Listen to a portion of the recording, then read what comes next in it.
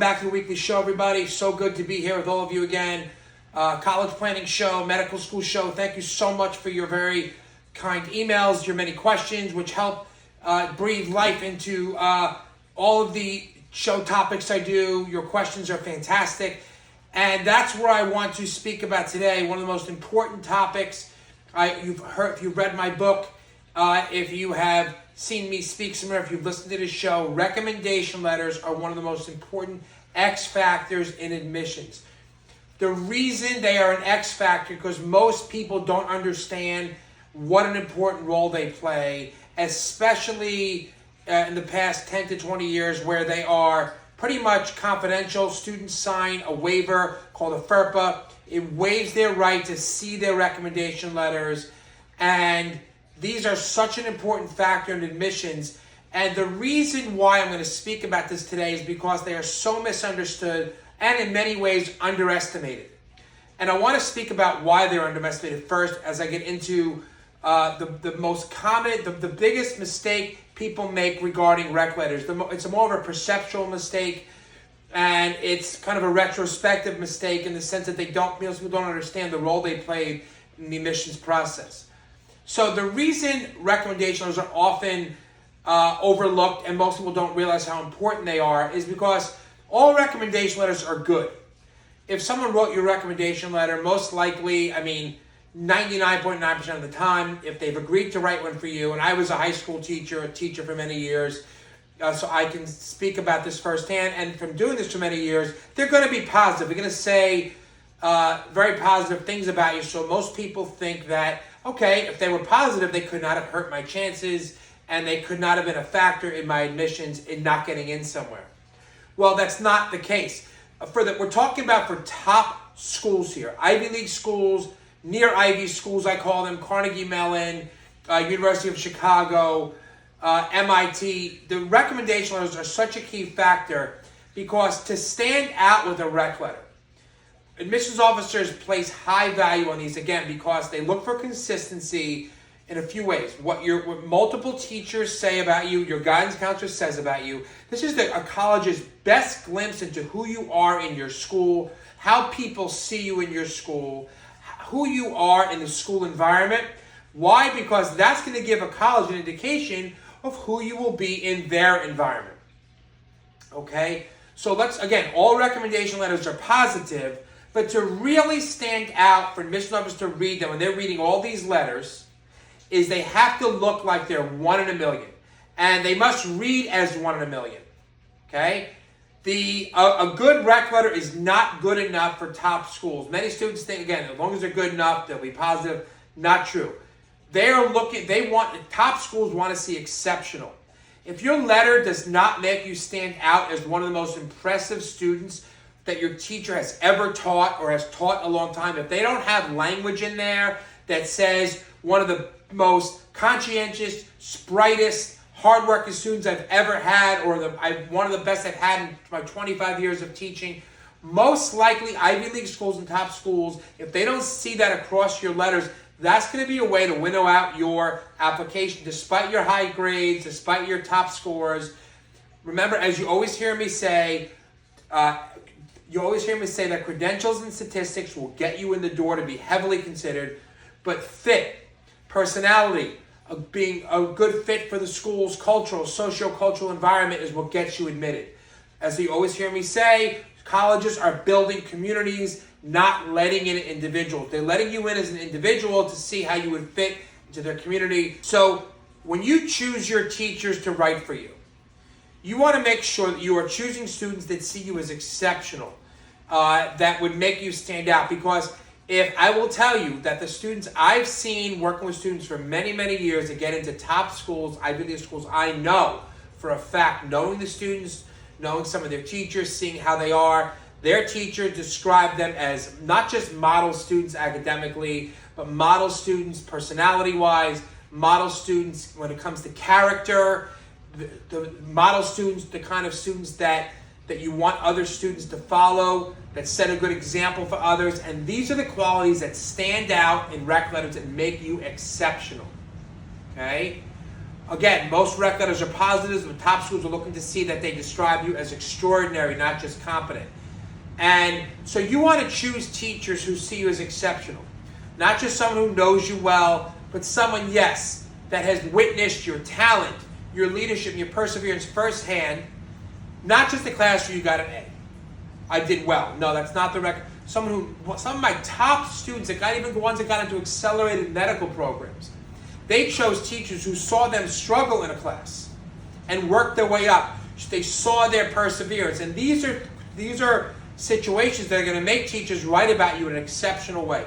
One of the most humble, hardworking students I've ever seen. They struggled, they worked their way out of it, they asked for help. These are the qualities that are going to make you exceptional.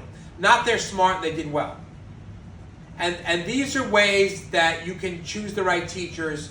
And students often ask me, how do they choose, how do they see these things in rec letters, things I described? They see your perseverance, they see words like perseverance, not just good students, hardworking, and they, again, with the 1 in a million phrasing, one of the best I've seen in years, okay?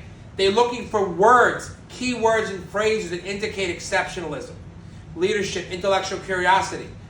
Generic praise doesn't really get noticed. Hardworking, good, that's good, but exceptional praise.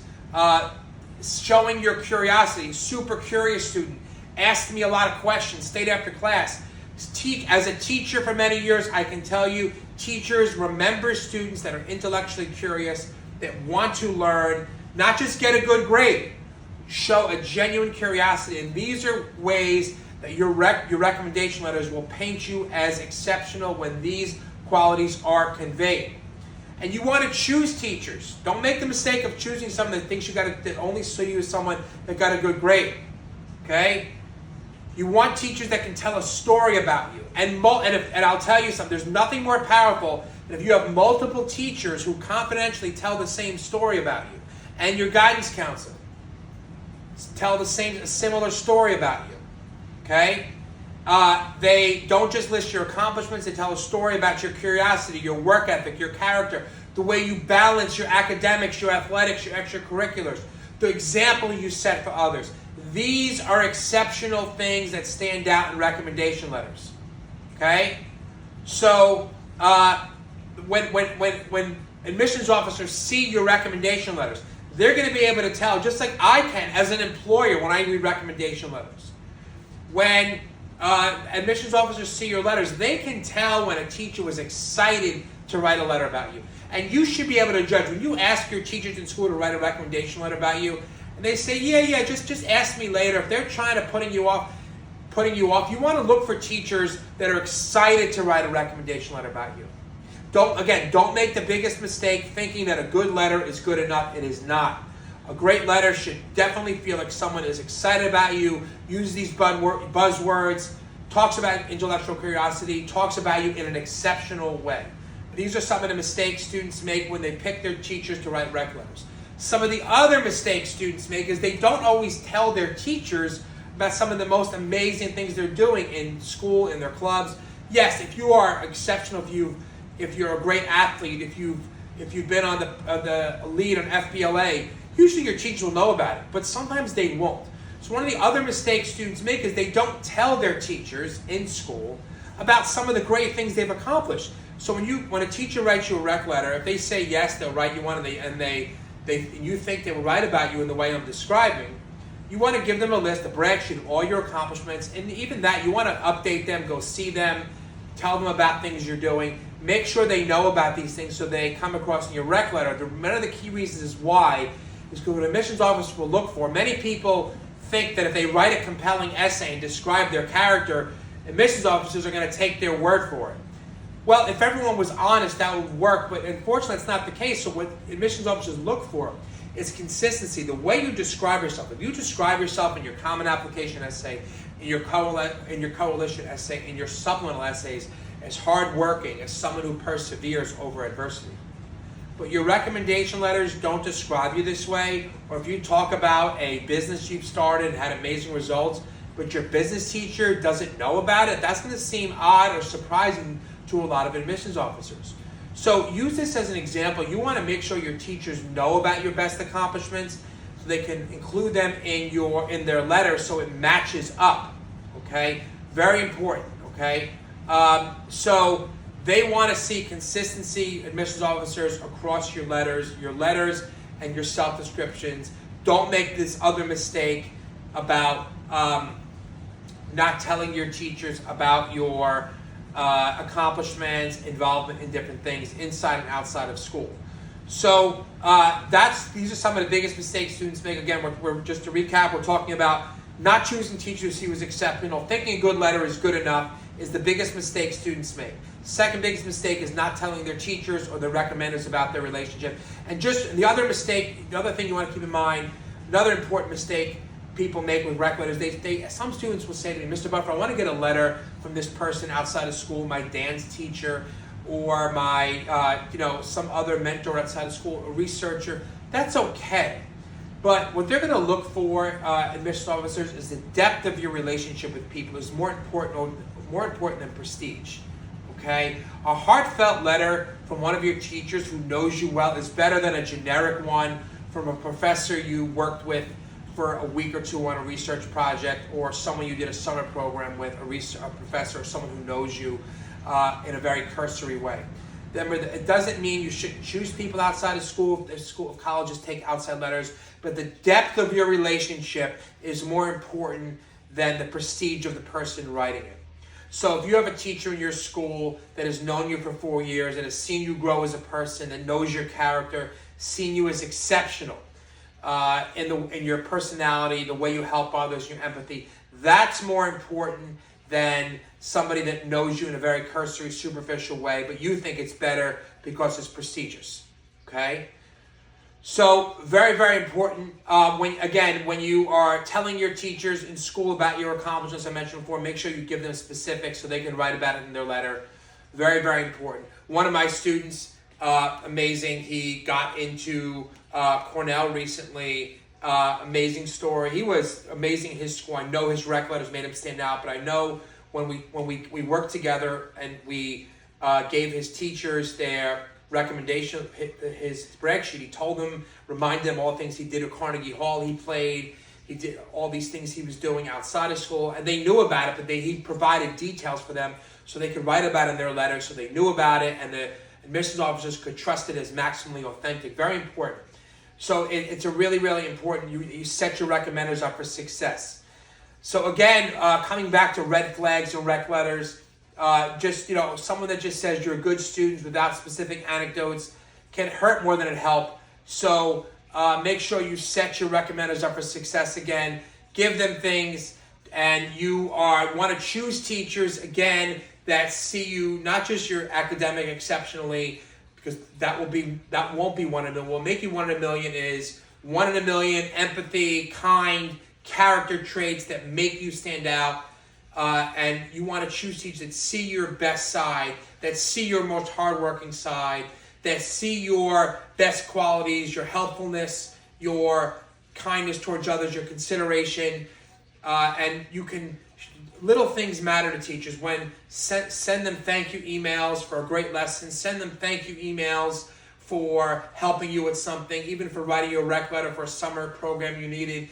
Anything that shows character, that makes you stand out. Remember, when we get to the top schools, the Ivies, the near Ivies, character, personality, someone who the admissions office can see, we want this student on campus. We want this student to make an impact on others. We want this student to be our setting a great example for others on our campus, to be a character leader, not just an academic leader.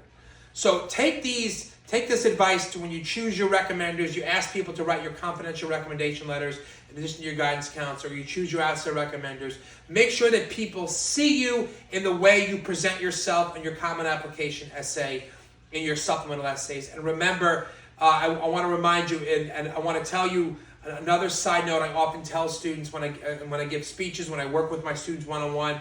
It is okay to give your recommendations, your recommenders, and your guidance counselors if you have a good relationship with them, which you should if you're asking them for a letter. Okay, to show them your common application essay, your personal statement, to show them your supplements, so they can be honest with you and say, this is how I see you. You can say, do you see me this way? And they can be honest and say, you might want to ask somebody else. Or they can say, yes, absolutely. And they can make sure that they're writing about your best qualities in the same way you are. Okay?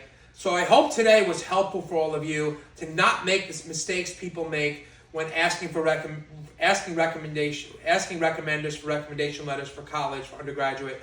Especially when we get into the 7 and 8 year medical programs, top programs, they're really going to make sure that they want students that are going to stand out in the ways that I mentioned, the character, perseverance, and teachers that willingly write about them, write about your intellectual curiosity, and seem excited to write about you. You deserve the best. Make sure you pick people that promote you and present you in your best light. Again, thank you for being here with me, everybody, today. I hope it was helpful for all of you. Have a fantastic day.